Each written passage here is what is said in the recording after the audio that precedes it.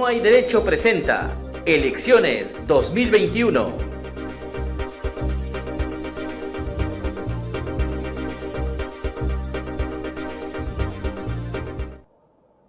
Bueno, estamos en el interés aquí en el programa y hemos comenzado recién el lunes, así lo hemos pensado desde el comienzo, para que estas 2 últimas semanas puedan ustedes aquí en el programa conocer a candidatos y candidatas que nosotros consideramos tienen en su trayectoria, en las cosas que han venido proponiendo, algunos elementos o algunas señales importantes que creo ustedes tienen que advertir para poder, evaluando, por cierto, porque eso es un criterio que hay que desarrollar personalmente, para que puedan, ojalá, decidir de buena manera su voto en este proceso electoral que tendrá su día principal el 11 de abril. Y esta mañana están ya con nosotros Flor Pablo Medina, ella va con el número 3 por el Partido Morado, y también está Marité Bustamante, ella va con el número 8 por Juntos por el Perú.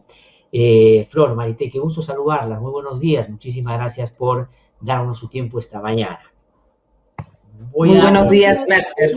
Muy buenos un días, poquito Glatzer. cómo es que hacemos aquí en el programa. No estamos en la idea de minutito para cada una, porque eso a veces genera ciertas limitaciones en el desarrollo del planteamiento que nos quieren hacer. Pero sí les voy a pedir que apelen un poco a sintetizar para no tampoco desbalancear un poco el programa, porque tenemos otros invitados más adelante.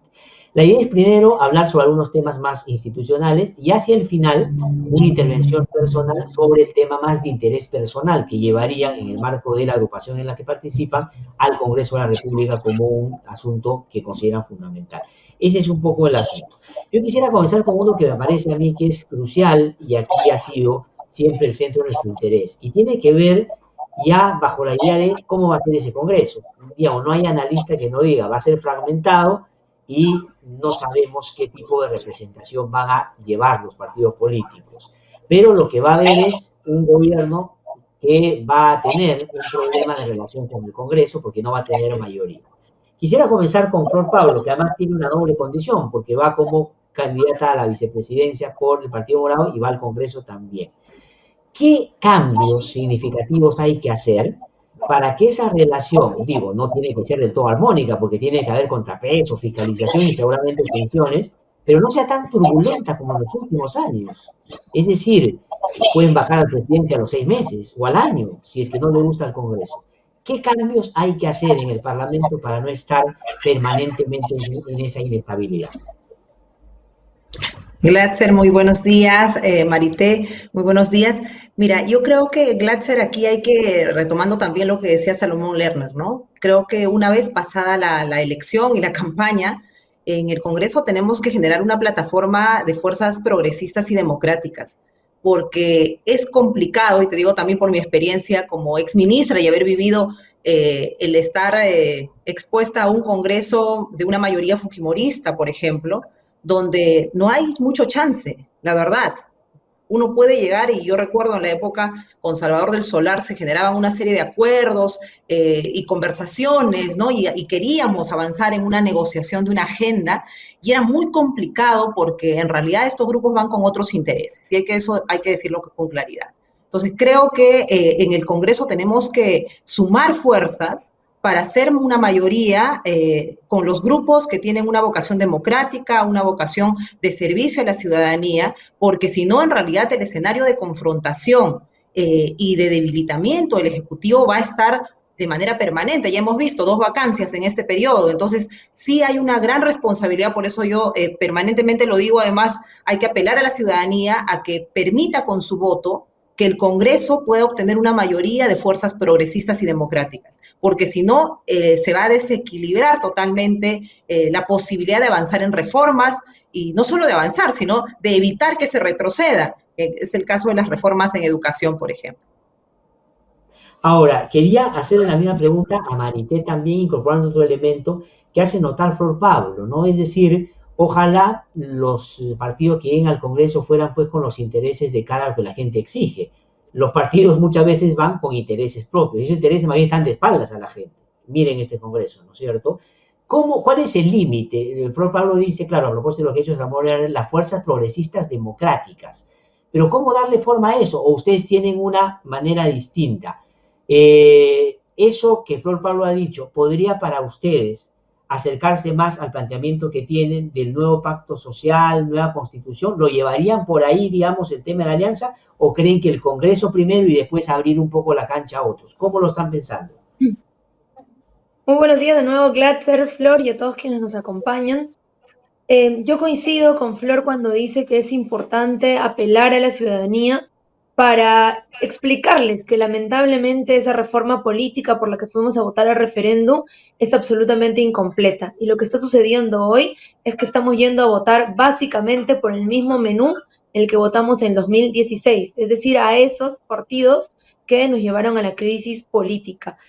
Creo que hay tareas que hacer en el campo del Congreso y también en el campo de la ciudadanía, de la sociedad civil. En el ámbito del Congreso me parece que hay que ganar el debate público en torno a la reforma del artículo sobre incapacidad moral para restringirlo, para darle claridad a esa sanción. Creo que también deberíamos avanzar en un debate importante en torno a la bicameralidad, que genere un segundo filtro a las decisiones del Congreso. Y algo que me parece muy importante tener en cuenta ya en el ámbito de la ciudadanía, de lo político, digamos, por fuera del Congreso. En primer lugar, inmediatamente después de las elecciones presidenciales y congresales tenemos elecciones regionales y municipales, y allí también se juega el equilibrio de poderes, porque si tenemos alcaldes y presidentes regionales que pueden sumarse a fuerzas progresistas para impulsar reformas, vamos a estar en mejor posición para detener a las mafias en el Congreso. Y en segundo lugar, y a eso nos referimos desde Juntos por el Perú cuando hablamos de un proceso constituyente, nosotros creemos que es fundamental renovar las élites políticas. Y la renovación de las élites políticas no va a venir del mismo menú de partidos políticos que nos han llevado a esta crisis, sino que debe surgir desde la ciudadanía. Por eso nosotros consideramos que es muy importante convocar un referéndum de consulta, para preguntarle en primer lugar a la gente si quiere una nueva constitución o no, y en segundo lugar, de qué manera quiere que esa nueva constitución se escriba. Si este Congreso, así como va a estar compuesto, que muy probablemente va a tener una composición importante de grupos golpistas y mafiosos, o si quiere que lo haga una asamblea constituyente en la que podamos incorporar mecanismos como el de la paridad, como el de la representación de las comunidades amazónicas y andinas, y también, ¿por qué no?, de otros espacios de la sociedad civil vivos como los sindicatos. Ahora, a Flor Pablo, que va con el número 3 para el Partido Morado, le quiero preguntar lo siguiente, ¿no? Ustedes ahí, digamos, ¿hasta dónde llegan con el tema de los cambios que hay que hacer en materia constitucional o lo que Marité acaba de decir, una consulta a la gente? ¿Están de acuerdo con eso o no? ¿Y cómo incorporar ahí el otro elemento que ya se ha mencionado, ¿no? A veces se dice que hay un sector conservador que impide que se hagan algunas reformas, pero creo que la palabra conservador queda sobrepasada por la actuación de algunos que están en el sector, que más bien son fundamentalistas en términos de llevar su prédica a la política y de la política a la política pública, ¿no? ¿Cómo combatir eso también? A Flor Pablo le ha tocado y ha sido víctima de ese sector de una manera inmisericordia cuando fue ministra de Educación, pero van a estar ahí también. ¿Cómo se hace para equilibrar? Y también un comentario sobre lo que ha dicho Marité sobre el tema de la forma que ellos encuentran para hacer ese nuevo pacto a través de una constitución nueva. ¿Ustedes coinciden en eso o no? Mira, yo creo que lo primero que tenemos que hacer es resolver en este momento los problemas de la gente. O sea, creo que lo inmediato, la verdad, en términos también de tejido social y de estabilidad, o sea, imagínate con el hambre presente en todas nuestras poblaciones, con toda la vulnerabilidad que hay en este momento, creo que tenemos que, para nosotros, la primerísima agenda es una agenda de lucha contra la pobreza. Y definitivamente tenemos que generar un aparato en términos de sistema democrático que nos permita ir contrarrestando todas estas fuerzas golpistas, mafiosas y demás que se han enquistado en la política, pero a la vez hay una serie de situaciones que necesitamos para avanzar hacia esa sociedad más justa, más inclusiva. Tenemos que hacer modificaciones definitivamente constitucionales, pero para nosotros eso viene en un segundo año de gobierno. Y en el primer año lo que hacemos es una lucha fuerte contra la pobreza, porque también pensemos en un escenario más amplio. En medio de la pobreza, quienes van a lucrar con esa necesidad son definitivamente las fuerzas más populistas y más antidemocráticas. Entonces, para nosotros, en términos de tiempos, es el primer tiempo, el primerísimo tiempo, es la lucha contra la pobreza, es reaccionar rápidamente a toda la necesidad que hay respecto del hambre, de la educación, de la salud, y efectivamente en un segundo año hacer el tema de, que no quiere decir que en el primer año no haya el trabajo técnico y demás, y de comisiones que hemos planteado, pero el referéndum lo estamos planteando para el segundo año, y ahí sí, la reforma tiene que venir en varios sentidos, ¿no? Tanto en el sentido de la reforma política como en los temas asociados a equilibrio de poder dentro del sistema. No podemos permitir pues, que nuestro sistema democrático permita vacancias, pedidos de confianza y una serie de situaciones que en realidad creo que desestabilizan el sistema. Y lo otro es, por ejemplo, poner en debate si debe haber el lucro en la educación, que para nosotros eso es un tema que hay que poner en agenda, así como el tema del lucro en salud, que creo que son dos asuntos muy importantes que han aparecido justamente en la pandemia. Creemos que la primera agenda que nos debe de unir es una agenda de lucha contra la pobreza. Y definitivamente no solo a un punto, yo más bien diría una agenda de gobernabilidad y de rescate del país que tenga su mirada social y de bienestar y su mirada de estabilidad política y de orden constitucional, por supuesto. Marité, en el caso, Marité va con mucho por Juntos por Perú. ¿Cuál es la posición que tienen ustedes en términos de encontrar estos puntos comunes? ¿No es cierto? Es decir, ¿es posible postergar, digamos, no sé si postergar es el término, pero en un primer momento concentrarse en lo que hoy demanda la gente, resolver los problemas, pero a la par ir pensando el mecanismo que pueda llevarnos a una relación distinta entre el Estado y la gente? Y también quisiera tu comentario sobre este sector que va a estar representado, que digo yo, tiene más fuerzas con mucha plata, además fundamentalistas que están tratando de cooptar, ¿no? Bueno, nosotros coincidimos allí con el Partido Morado y con Flor en el sentido de que ahorita estamos frente a una emergencia que no solo es sanitaria, cientos de miles de personas hoy están enfermas de COVID, hemos visto morir a muchos de nuestros compatriotas, vecinos, familiares, pero también estamos ante una crisis de desempleo masivo y de hambre, ¿no? Las ollas comunes han proliferado en los cerros de la ciudad, en distintas ciudades del Perú, y creo que esa debe ser la agenda número 1. Sin embargo, debo señalar que los que tenemos esta apuesta honesta por atender esa agenda somos los menos hasta ahora, ¿no? De los 18 partidos, probablemente los que estemos de acuerdo en eso seremos unos 2, 3, 4, en el mejor de los casos. Todos los demás están más bien utilizando esta situación para clientelizar a la población. No sabes cuánta gente yo conozco en las ollas comunes que por una necesidad están recibiendo candidatos o están recibiendo dádivas que no pueden, que no están permitidas en el Congreso. Eso es absolutamente inaceptable y por eso desde Juntos por el Perú consideramos que el próximo gobierno liderado por Verónica Mendoza debe atender en primer lugar la emergencia sanitaria, garantizando una vacunación universal y gratuita que nos permita reactivar la economía rápidamente, pero también inyectar recursos a la economía. Verónica ha señalado que estamos dispuestos a disponer de 15.000 millones de soles para dos temas importantes. En primer lugar, presupuesto para las ollas comunes, comedores populares, vasos de leche, y en segundo lugar, la entrega de 2 bonos en agosto y en septiembre, no solo para garantizar la subsistencia de las familias, sino como mecanismo reactivador de la economía, del mercado interno, porque quien recibe un bono hoy no se lo guarda debajo del colchón, Glatzer, sino que lo gasta en la bodega, lo gasta en el mercado, usa el transporte público y dinamiza la economía. Sin embargo, así como tenemos que atender esa emergencia de chamba y de salud, tenemos que también entender que estamos frente a enemigos poderosísimos, que tienen mucho dinero, que tienen redes de poder en el Poder Judicial también, porque no olvidemos que hasta hace poquito estamos frente a los cuellos blancos y que por tanto necesitamos generar un contrapeso, no solamente institucional, sino un contrapeso ciudadano. Los que, por ejemplo, evitamos el golpe de Estado de Merino fuimos los ciudadanos en las calles, no fueron los partidos políticos. Entonces creo que hay que impulsar ese poder ciudadano y canalizarlo a través de un proceso constituyente. Ahora quisiera, porque digamos, esta es la última parte, Flor, pedirte un tema personal, digamos, personal e institucional, porque digamos, estás en un partido porque lo que tú planteas en ese tema ha acogido el partido esos lineamientos. Y luego Marité también, temas que les gustaría que en el Congreso se puedan avanzar digamos, junto de la mano o al margen de estas otras cosas que son más institucionales, tienen que ver con otros ámbitos. En el caso tuyo, Flor, ¿cuál sería?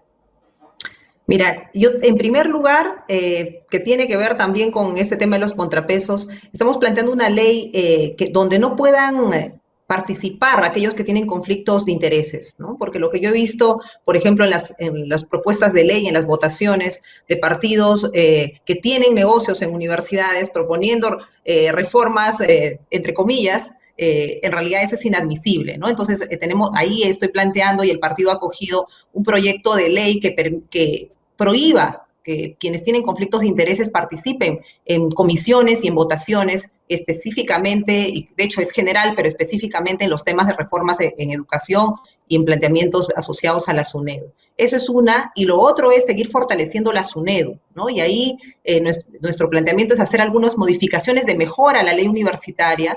¿Para qué? Para ampliar las funciones de la SUNEDU, no solo a la educación universitaria, sino a la educación superior en general, es decir, que se encarguen también de licenciar a los institutos para avanzar toda la educación superior en una lógica que mejora.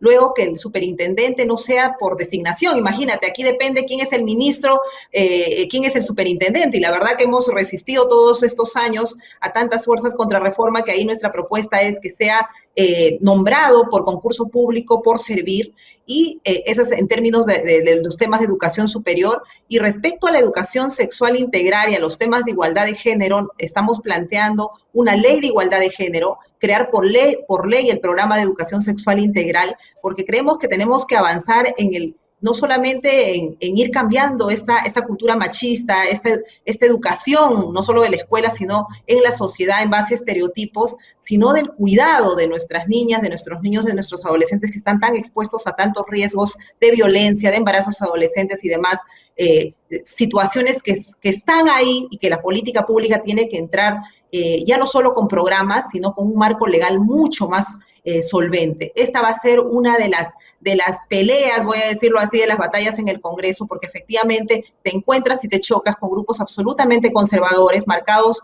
por dogmas religiosos que en realidad se alejan incluso de la propia visión de una iglesia más progresista, ¿no? Entonces, creo que esa va a ser una lucha muy fuerte donde vamos a tener que unirnos, la reforma educativa para seguir avanzando en calidad, y también una búsqueda de educación ciudadana, ¿no? Una educación más integral, más liberadora.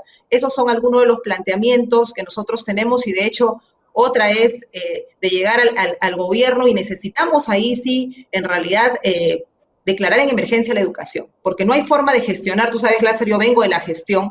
Ahorita, ¿por qué todos decimos por qué no llega antes, por qué las cosas pasan así? Es porque todo el aparato público está gestionando como si no hubiera pandemia.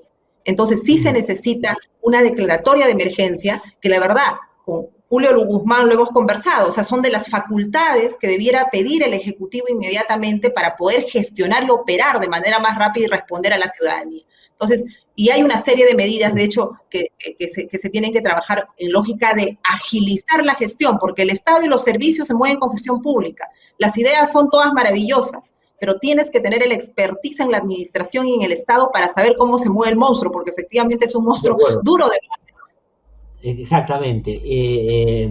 Flor Pablo va con el número 3 por el Partido Morado, y Marité Bustamante con el 8 por Juntos por el Perú. Marité, en el caso tuyo, ¿cuál sería, digamos, tu centro de atención?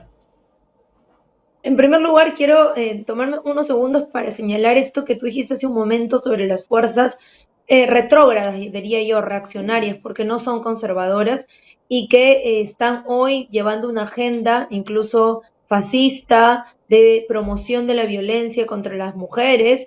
Y creo que allí la gente que ha señalado Flor es súper importante. Necesitamos apostar por una educación con enfoque de género, con educación sexual y reproductiva. Necesitamos también apostar por liberar a la educación de las mafias que hoy siguen enquistadas en el Congreso de la República. Ojalá que nos podamos encontrar con Flor para defender juntos y juntas esa agenda. En el caso particular, bueno, en mi caso particular, Juntos por el Perú lleva una agenda que es muy importante y que yo quiero ser la primera en defenderla, la agenda por una vivienda digna. Hoy estamos frente a una pandemia en la que la salud se ha puesto en el primer orden, y la salud no solamente tiene que ver con la atención hospitalaria, el acceso a medicamentos, sino también con los condicionantes de la salud. Cuando tenemos una vivienda que no es adecuada, estamos más expuestos al riesgo de enfermedad. Hoy en Lima, Glatzer, por ejemplo, hay 2 millones de personas que viven en hacinamiento y por tanto están en mayor exposición de riesgos al contagio del COVID. Pero más grave, las ciudades del Perú han crecido caóticamente y de manera desigual. Según un estudio de Grade, en los últimos 20 años, el 50% de nuestras ciudades han crecido en el 50%. Y de ese crecimiento, el 93% ha sido informal. ¿Qué quiere decir eso? Que primero llegaron las familias y luego llegaron los servicios. Unas familias pueden demorar hasta 14 años en esperar agua, electricidad, internet. Desde Juntos por el Perú queremos promover una ley de vivienda social que permita, en primer lugar, redirigir los recursos que hoy existen en el Fondo Mi Vivienda para financiar y dar asistencia técnica a la autoconstrucción. El 80% de nuestras casas han sido autoconstruidas y están en peligro de colapso frente a un terremoto. Tenemos que atender esa emergencia. Y en segundo lugar, y con esto termino, Glatzer, queremos controlar la especulación inmobiliaria y el tráfico ilegal de terrenos que pone tanta violencia en los barrios de las ciudades, aprobando una ley de suelos que garantice que todo proyecto de vivienda contemple una cuota de vivienda social. Muy bien, Flor, Marité, muchas gracias por haber estado con nosotros. Solamente quiero repetir que Flor Pablo va con el número 3 por el Partido Morado y Marité Bustamante con el número 8 por Juntos por el Perú. Les deseo lo mejor, espero que estén en el próximo Congreso, porque creo que le haría mucho bien al Congreso. Muchas gracias, que les vaya de lo mejor. Muchas gracias por haber compartido con nosotros. Muy buenos días. Chao, Flor. Han conversado con nosotros esta mañana. No hay derecho presentó Elecciones 2021.